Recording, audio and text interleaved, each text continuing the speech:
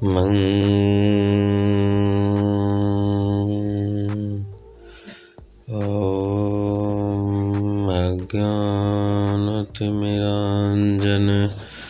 ज्ञानाञ्जनशलाकया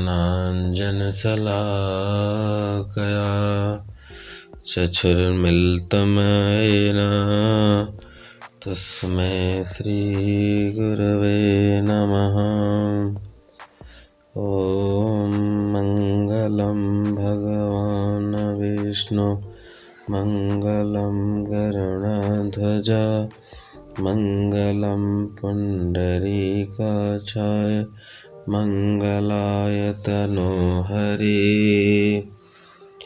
ॐ प्रशाम्यत्योरौषधै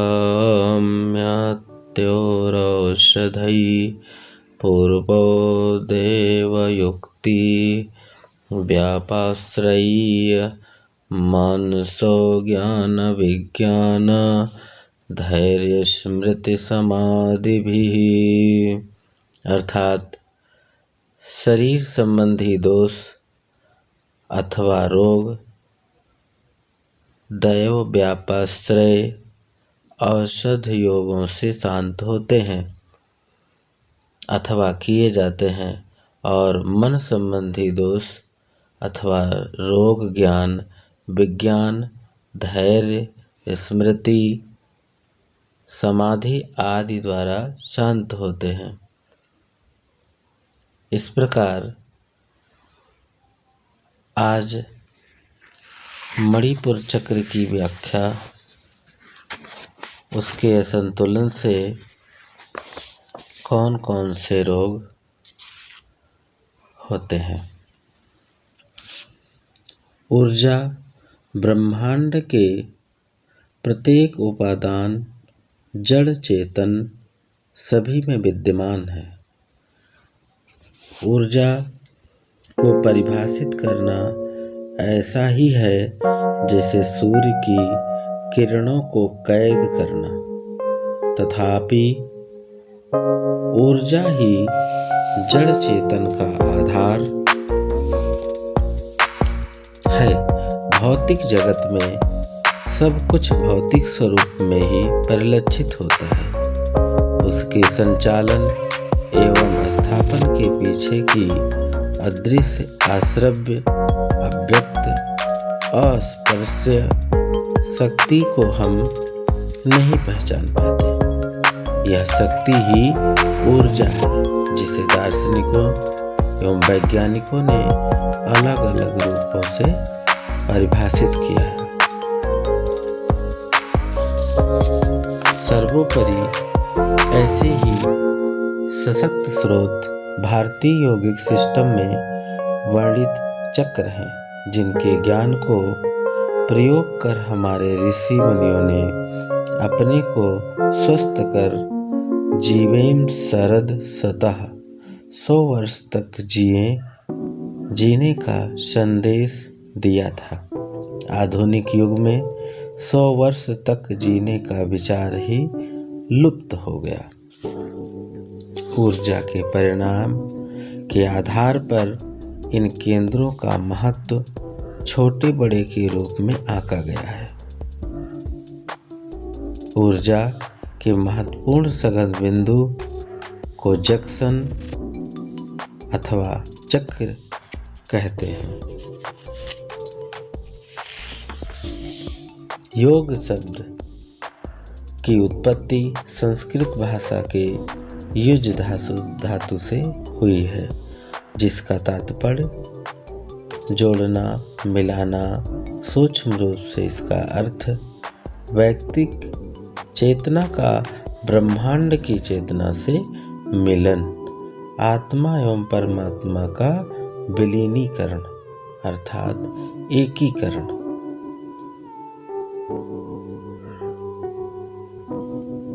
इस प्रकार स्वत्व की खोज योग का मूल है, जबकि वैज्ञानिक परतत्व की खोज में ही लीन है। स्वत्व अर्थात एक्सप्रिएशन ऑफ सेल्फ का ज्ञान चेतना केंद्र अर्थात चक्र से संभव योग सिस्टम में माना गया है। शरीर में ऊर्जा की न्यूनता अथवा अधिकता के कारण ही रोग उत्पन्न होते हैं। इस कमी अथवा अधिकता को ब्रह्मांड की ऊर्जा से आदान प्रदान के द्वारा शरीर में स्वास्थ्य स्थापित किया जाता है। सूक्ष्म मानव शरीर की ऊर्जा से स्थूल ब्रह्मांड की ऊर्जा के योग द्वारा गंभीर से गंभीर रोगों से छुटकारा पाया जा सकता है।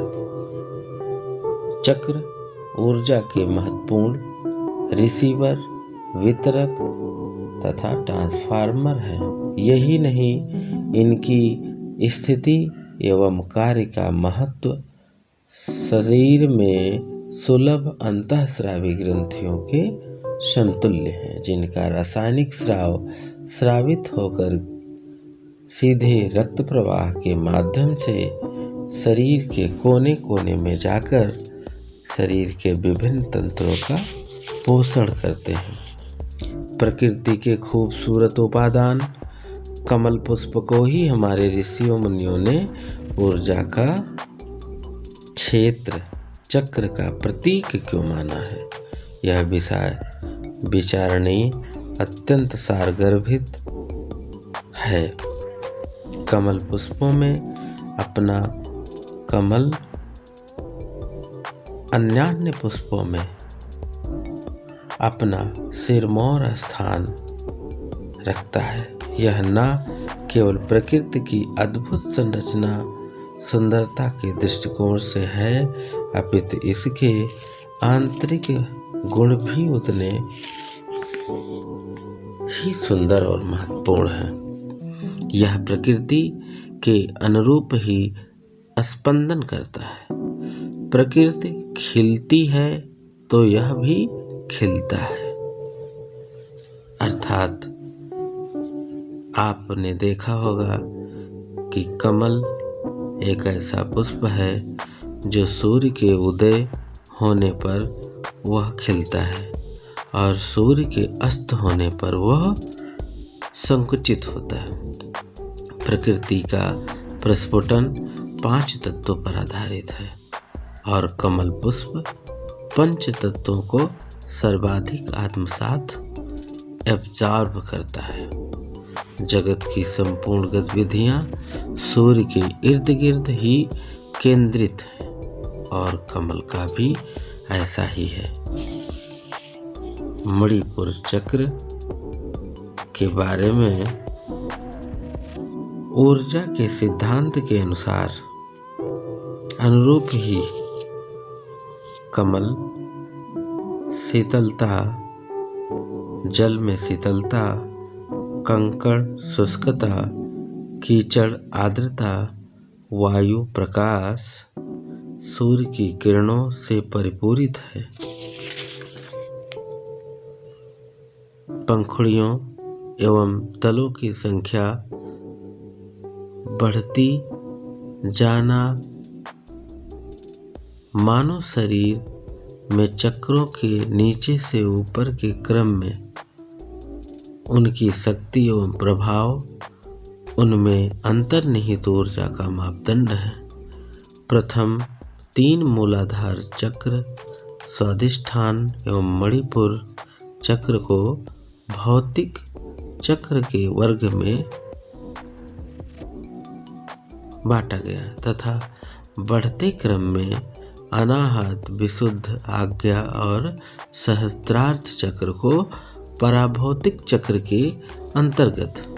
प्रथम 3 चक्रों का प्रभाव मनुष्य के शरीर विकास के लिए होता है तथा अनाहत, विशुद्ध, आज्ञा एवं सहस्त्रार्थ चक्र मनुष्य के मानसिक एवं भौतिक आध्यात्मिक विकास के लिए उत्तरदायी है।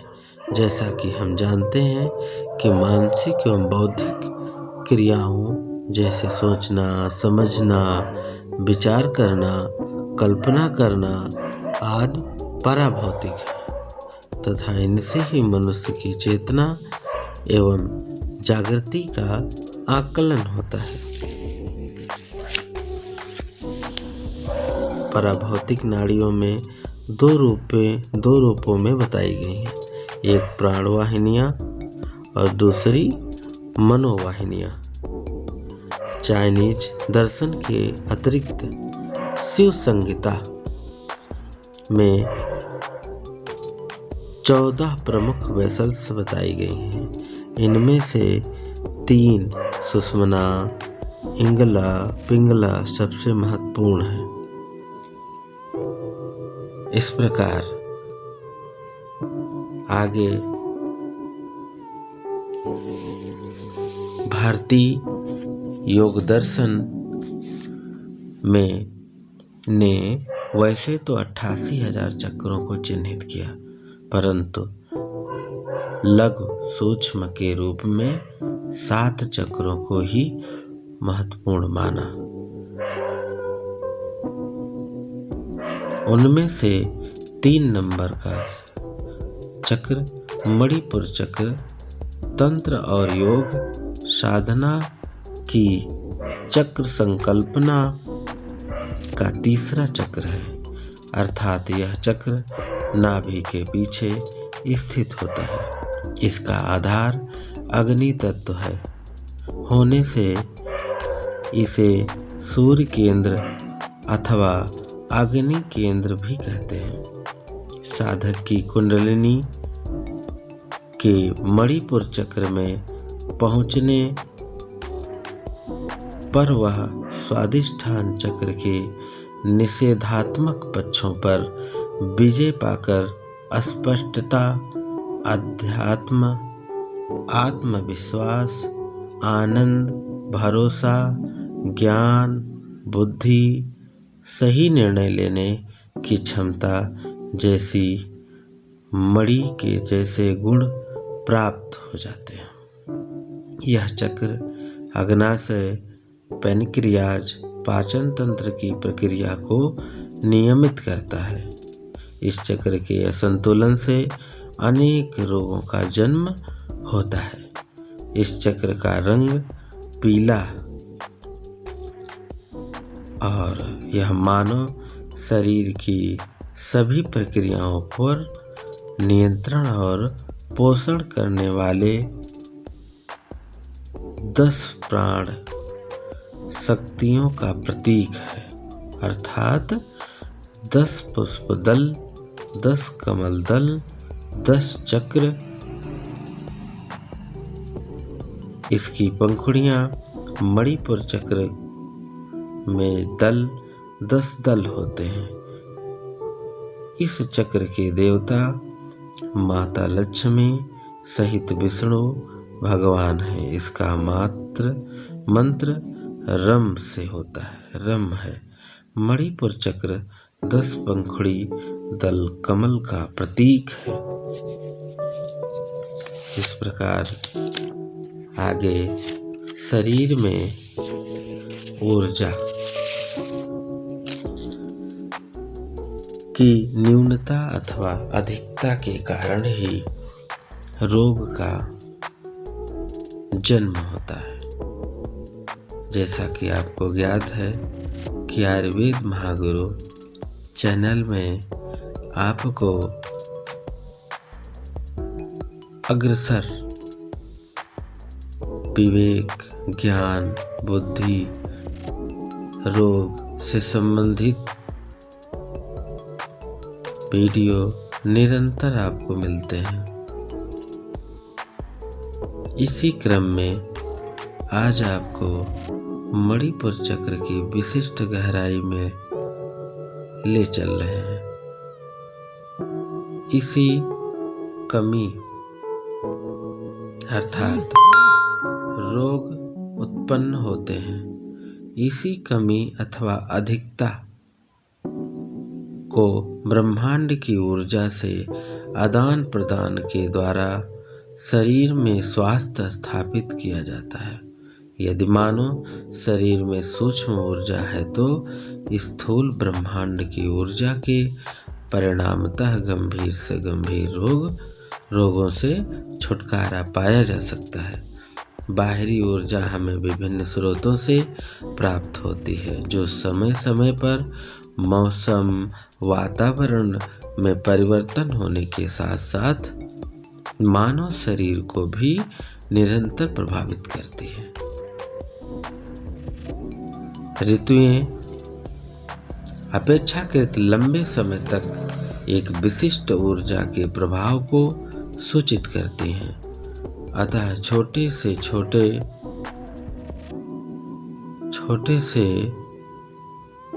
4 घंटे के अंतराल में अचानक बिना किसी पूर्व रोग के इतिहास के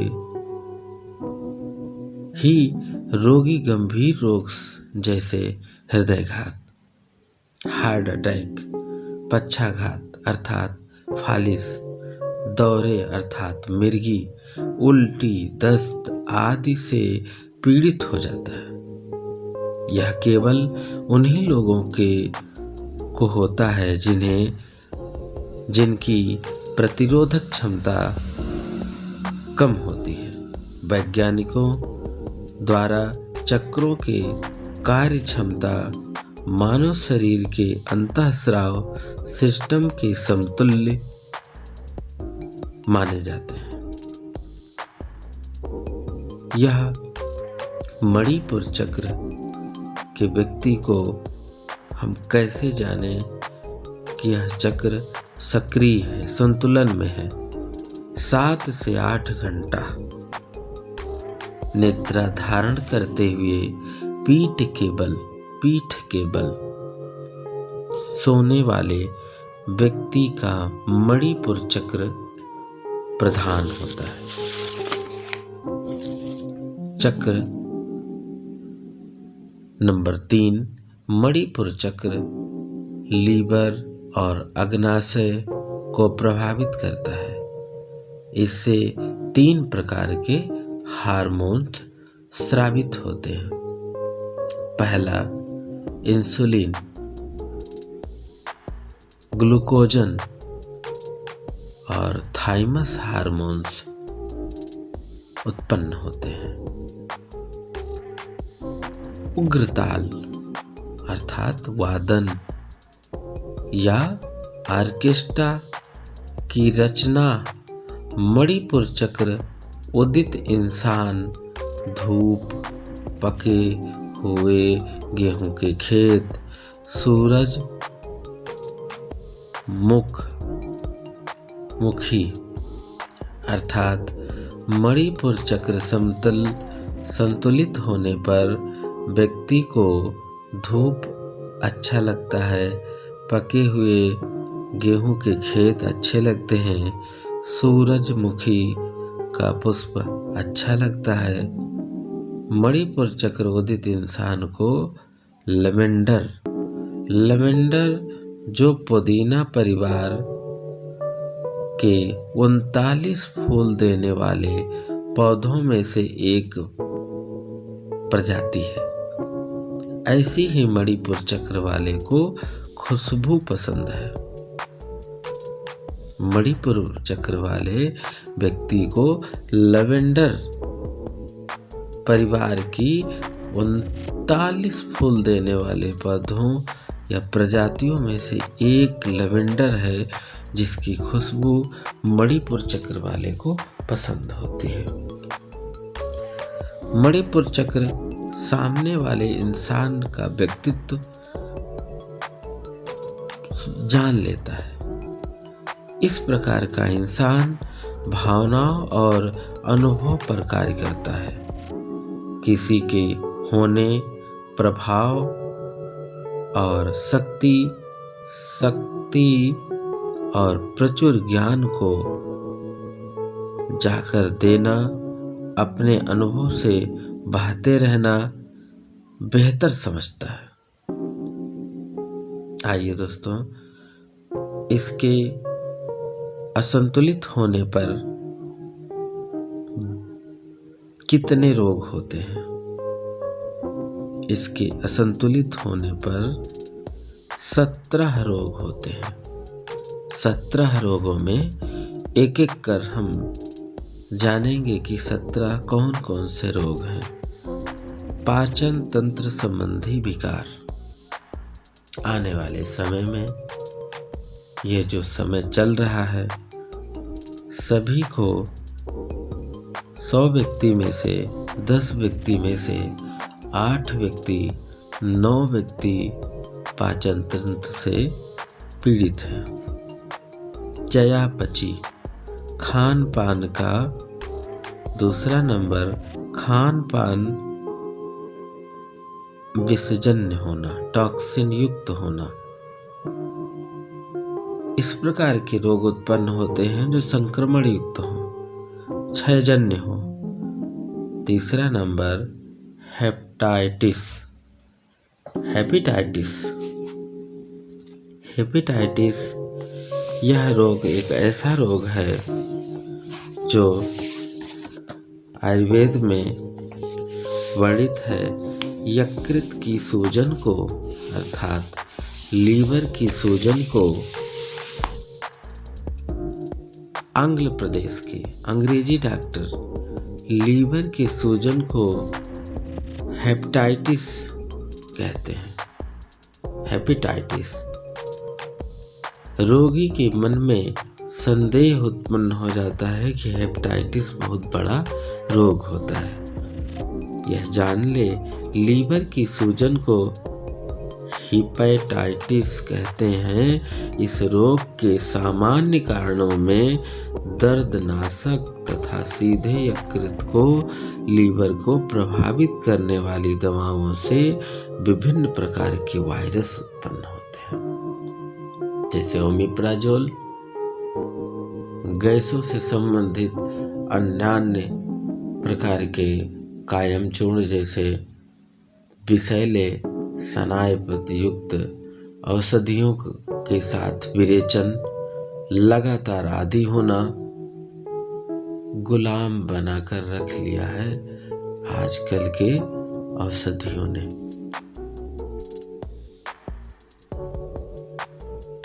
दवाओं से विभिन्न प्रकार के वायरस कौन कौन से होते हैं? A, B, C, D, E आदि के संक्रमण के कारण, अत्यधिक संक्रमण अर्थात इन्फेक्शन के कारण, अत्यधिक मदिरा के सेवन से, दूषित रक्त चढ़ जाने से, टॉक्सिक ब्लड ट्रांसफ्यूजन, संक्रमित रक्त, लार, संपर्क, दूषित भोजन, जल आदि के ग्रहण करना सम्मिलित है। प्रत्येक प्रकार के हेपेटाइटिस में सामान्य लक्षण क्या होता है कि उल्टी, भूख की कमी, लूज ऑफ हेपेटाइटिस, बेचैनी, पेट में दर्द होना लगभग एक जैसे होते हैं, किंतु ठीक होने की अवधि में सामान्य तथा अंतर होता है। इस प्रकार हेपेटाइटिस, गैस बनना आज की प्रमुख समस्या है। समाज में गैस बनना, गैस बनने से व्यक्ति हाइपर एसिडिटी जैसे ऊपर की ओर गैस लेना अर्थात डकारे आना, डकारों को आने से सिर में दर्द, बवासीर और पायरिया, नेत्र रोग,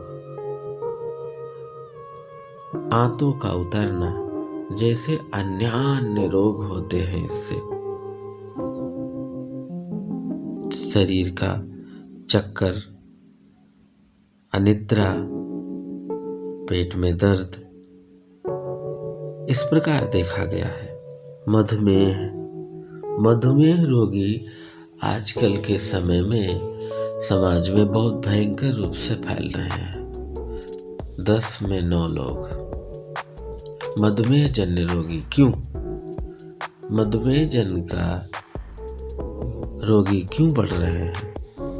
शास्त्रीय वैज्ञानिक कारण आज तक ये नहीं पता लगा, लेकिन आयुर्वेद में यह वर्णित है पूर्वोक्त कि टहलना नहीं तो दवा नहीं।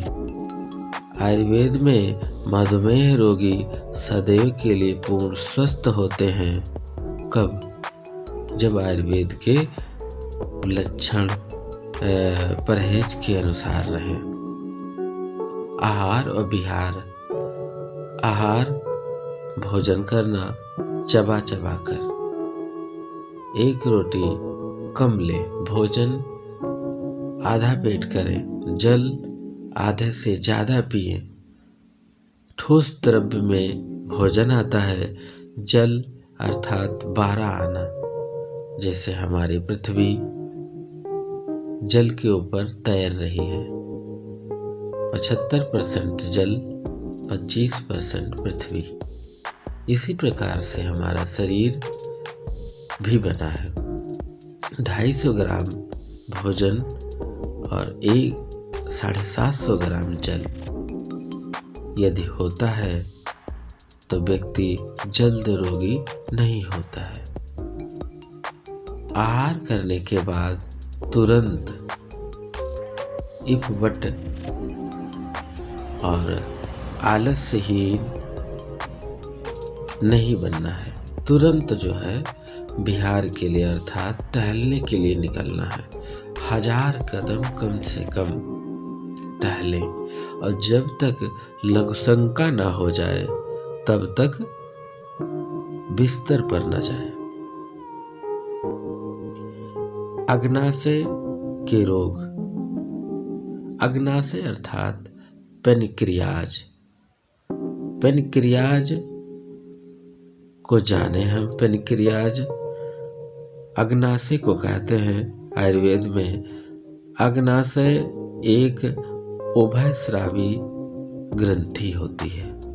अमाशय के पीछे पक्वाशय से जुड़ी रहती है। इसके 2 मुख्य कार्य हैं। पाचन में मदद करने के लिए महत्वपूर्ण एंजाइम्स का स्राव करती है। ये एंजाइम मुख्य रूप से वसा और प्रोटीन के पाचन में सहायक होते हैं। आजकल जिधर सुनो उधर बताते हैं कोलेस्ट्रॉल बढ़ रहा है।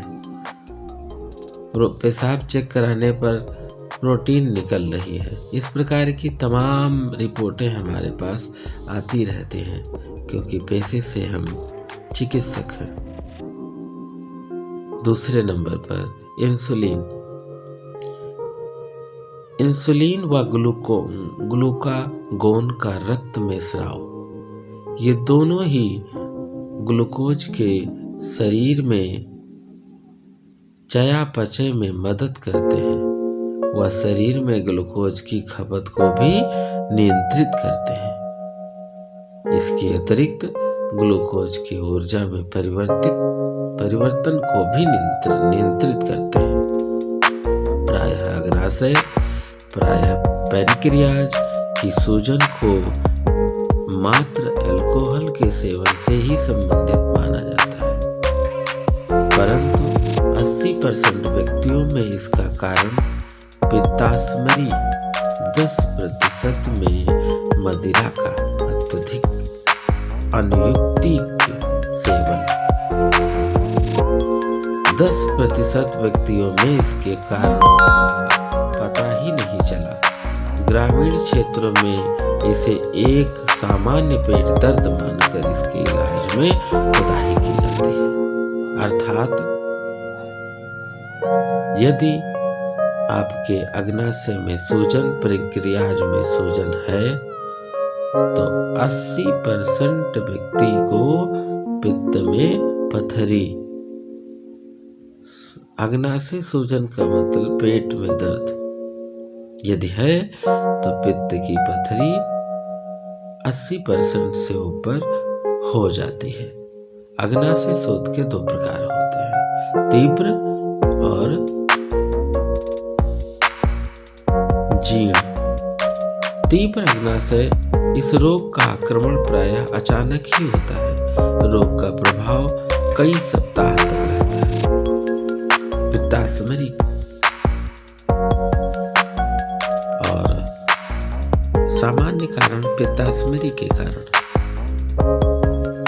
पित्त में जीवी गॉल ब्लैडर में जीवी अर्थात गॉल ब्लैडर बाइल डक्ट में फंसी पथरी, वहां स्राव इकट्ठा होना शुरू हो जाता है जो शोथ का कारण बनता है अर्थात सूजन का कारण बनता है।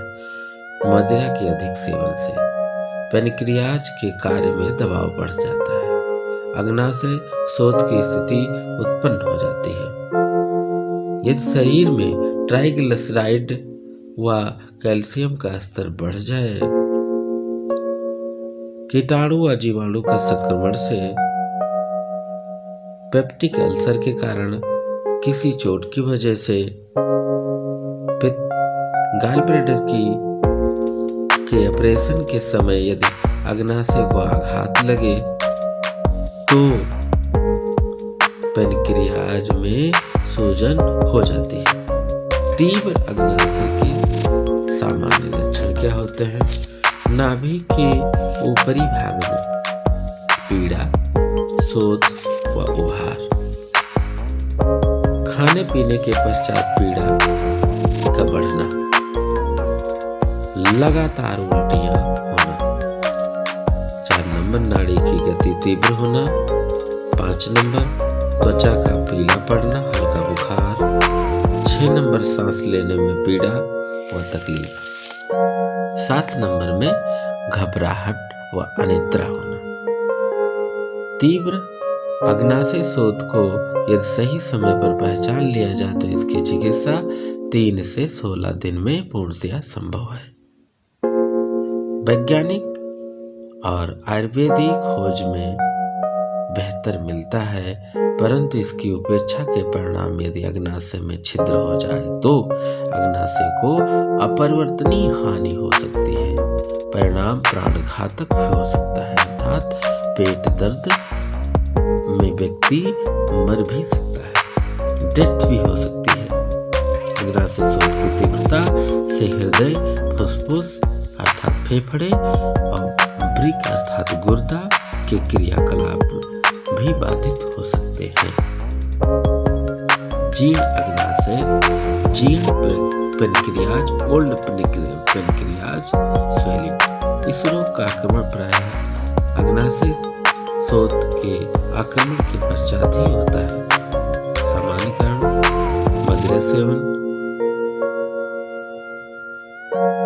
जीर्ण अग्नाशय शोथ के सामान्य भेदनवत अर्थात कोई जैसे सूल अर्थात तीर के समान, भाले के समान दर्द होना, एक स्थान से दूसरे स्थान पर स्थानांतरित होता रहता है यह दर्द। यह भी जान लें, बदबूदार व अधिक मलावृत्ति।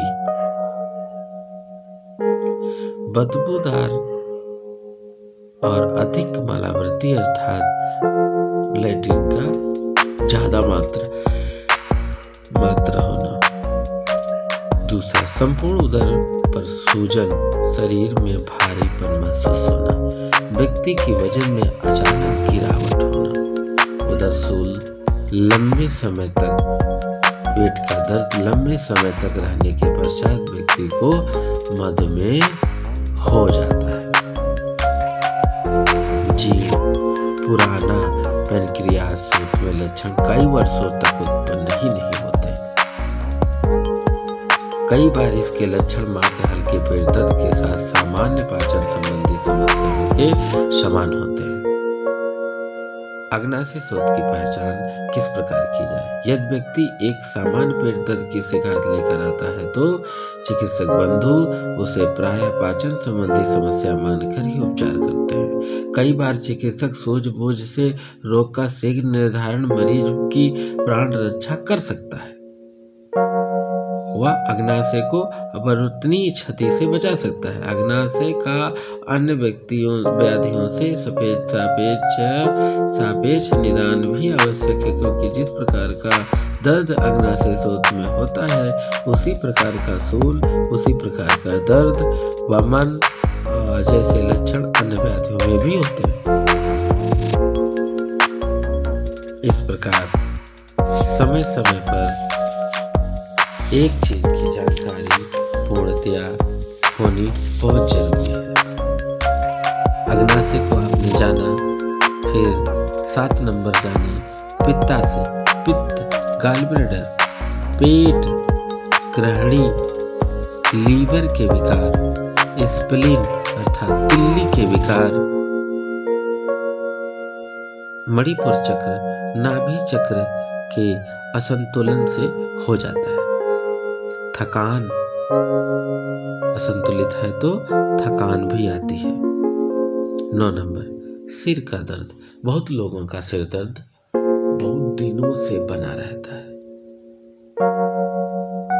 आधा चक्र, आधा सिर दर्द, पीछे का सिर दर्द, दाहिने सिर दर्द, दाहिने कर्ण के ऊपर सिर दर्द, बाएं कर्ण के ऊपर सिर दर्द, अर्धावेदक और समलवायी, इस प्रकार के अनेक प्रकार के सिर दर्द होते हैं। दोस्तों, जब रोग के बारे में जब हम बताएंगे तो आपको विधिवत जानकारी देंगे कि रोग में शास्त्रीय योग, वैज्ञानिक योग क्या क्या है। आज मणिपुर चक्र के बारे में जो रोग उत्पन्न होते हैं उनके बारे में एक एक करके आपको बता रहे हैं। 10 नंबर डकार आना, 11 नंबर खालीपन महसूस करना, 12 नंबर वसायुक्त भोजन के प्रति रुचि, 13 नंबर ध्यान के केंद्रित करने में असमर्थता। रोगी और योगी दोनों समझ लें। यदि रोगी है तब भी समझ ले और योगी है तब भी समझ ले। यदि ध्यान आपका केंद्रित नहीं हो पा रहा है तो इसका मतलब है कि स्वादिष्ठान चक्र आपका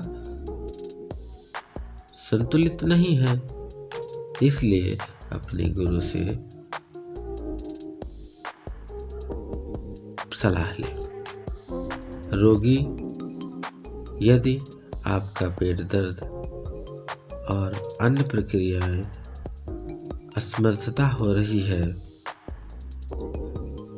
ध्यान केंद्रित अर्थात किसी चीज को एक निर्णय न ले पाना, उस समय अपने जानकार व्यक्ति से सलाह लें। सामान्य दुर्बलता, भूख न लगना 15 नंबर, 16 नंबर बेचैनी महसूस करना, 17 नंबर पेट संबंधी रोग। इस प्रकार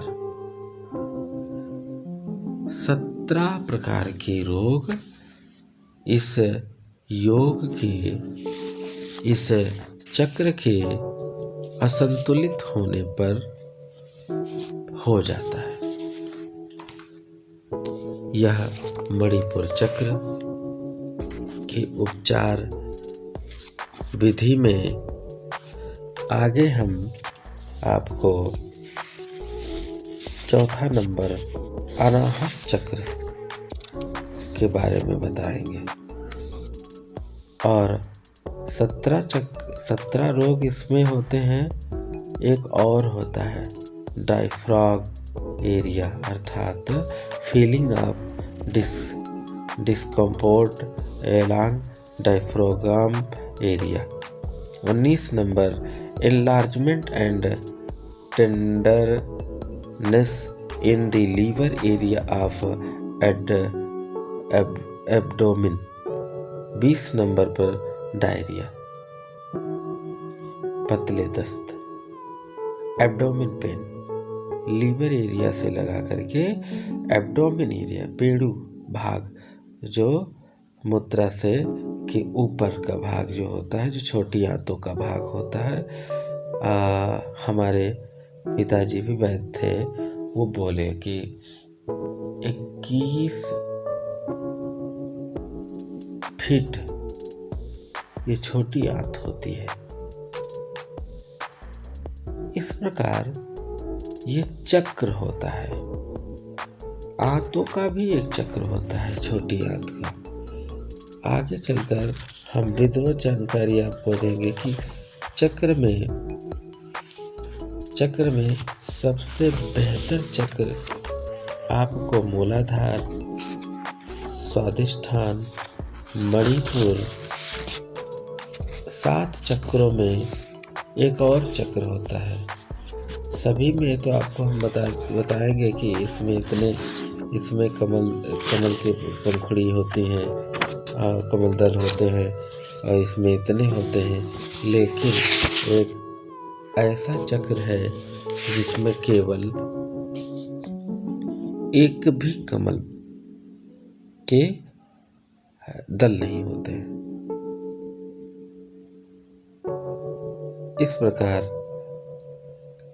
इस प्रकार हमारा यह मणिपुर केंद्र, जिसे नाभि चक्र कहते हैं, यह जागृत हो जाएगा तो यहीं से इंगला पिंगला योगी तीसरी भूमि जिसे कहते हैं, ये मणिपुर चक्र है। यहाँ पर ब्रह्मा विष्णु महेश की स्थापित ध्यान जब चढ़ेगा तो आपको ब्रह्मा विष्णु महेश का दर्शन होगा। क्षीर सागर में विष्णु भगवान वास कर रहे हैं, इसीलिए हमने वहां पर मंत्र का उच्चारण किया।